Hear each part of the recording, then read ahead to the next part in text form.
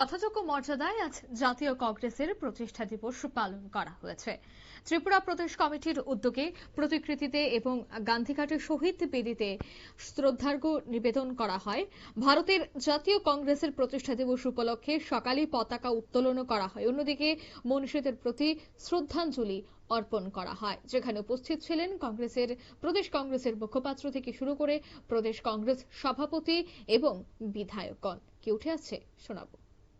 27শে December আমাদের জাতীয় কংগ্রেসের প্রতিষ্ঠা দিবস। আপনারা জানেন 1850 সালে উমেশচন্দ্র বন্দ্যোপাধ্যায় নেতৃত্বে সভাপতিত্বে কংগ্রেস প্রথম অধিবেশন করেছিল এবং উনি সভাপতি নির্বাচিত হয়েছিলেন।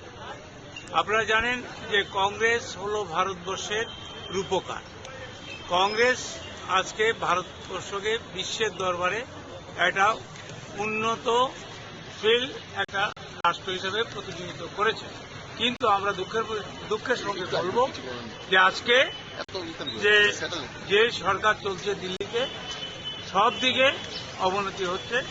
কংগ্রেস একমাত্র দল যারা ভারতবর্ষকে পুনরায় ঘুরিয়ে ডেভেলপমেন্ট করতে পারে। এটা আমি আপনাদের সামনে বলছি।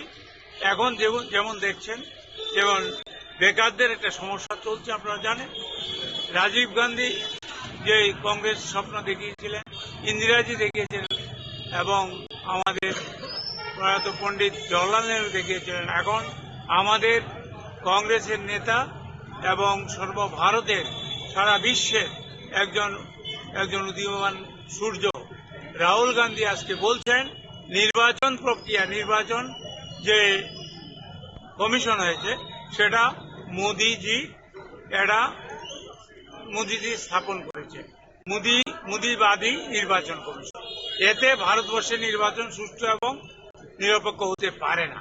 আমরা বলবো যে নিরপেক্ষ নির্বাচন করতে গেলে রাহুলজির এবং খার্গেজির আদর্শে অনুপ্রাণিত হয়ে আমরা ভারতবর্ষে নতুনভাবে শুরু করতে হবে, নির্বাচন কমিশনকেও নতুনভাবে গঠন করতে হবে। জয় হিন্দ।